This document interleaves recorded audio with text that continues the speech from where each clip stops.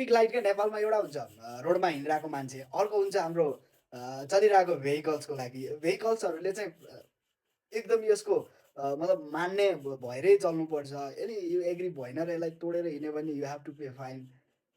नत्र तपाईँ चाहिँ सेफली हिँड्नुभयो भने चाहिँ ट्राफिक कन्ट्रोल हुने र अनि हिँड्ने हुन्छ। अब तपाईँको अर्को कुरा के हुन्छ, अर्को हुन्छ यो लाइट। यो लाइट तपाईँले कहिलेकाहीँ रोडमा हिँड्दै गर्दा देख्नुभएको छ भने यो लाइट केको लागि युज हुन्छ त? यो चाहिँ तपाईँलाई थाहा हुनुपर्छ क्या। तपाईँ भेहिकल्सलाई वेटिङमा राखिरहेको हुन्छ तपाईँ जब त्यो रोड क्रस गर्नुहुन्न, तपाईँहरूको त्यो ग्रिन लाइन बोलेको हुन्छ। जब मान्छेको चिन्ह देखायो अथवा एउटा लाइट जस्तो देखाएर तपाईँहरूलाई ग्रिन देखायो भने चाहिँ तपाईँ रोड क्रस गर्न पाउनुभयो। होइन भने चाहिँ तपाईँ पाउनुहुन्न। तपाईँले पनि यो चिजको चाहिँ मान्य गर्नुपर्छ। यदि तपाईँ यो टाइममा रोड क्रस गर्नुभयो भने तपाईँहरूले पनि फाइन तिर्नुपर्छ भन्ने खालको सिस्टम चाहिँ नेपालमा आउनुपर्छ क्या। नत्र त्यत्रो वेटिङमा बसिरहेको हुन्छ पछाडि है अलमोस्ट 1, 2, 3 मिनट वेटिङ पछि रोड खुल्छ। खुलेर जाँदै गर्दाखेरि त्यही खुल्दै गर्दा पनि जेब्रा क्रसिङमा आएर मान्छेले बाटो क्रस गरिदिरहेको हुन्छ क्या।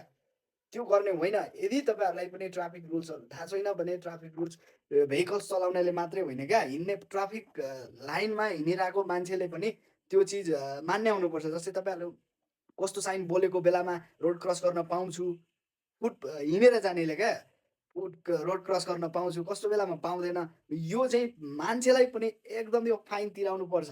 नत्र भने त्यो ट्राफिक लाइनमा बसिरहेको त्यो भेहिकल्स जब त्यो ट्राफिक लाइट ग्रिन भएर जाँदै गर्दाखेरि त्यो जेब्रा क्रसिङमा क्रस गर्दै गरे मान्छेलाई पनि कुरेर अनि उसलाई रोड क्रस गरेपछि चल्नु भनेको त्यो भेहिकल्सको लागि त्यो ट्राफिक लाइट होइन क्या, त्यो मेनुअल भयो।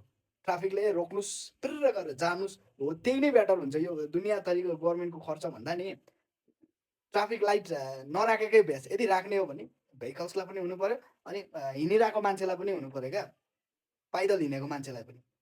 होइन? यो लाइट चाहिँ तपाईँहरूले चाहिँ एकदम जान्नुपर्छ क्या, रिड गर्नुहोस्।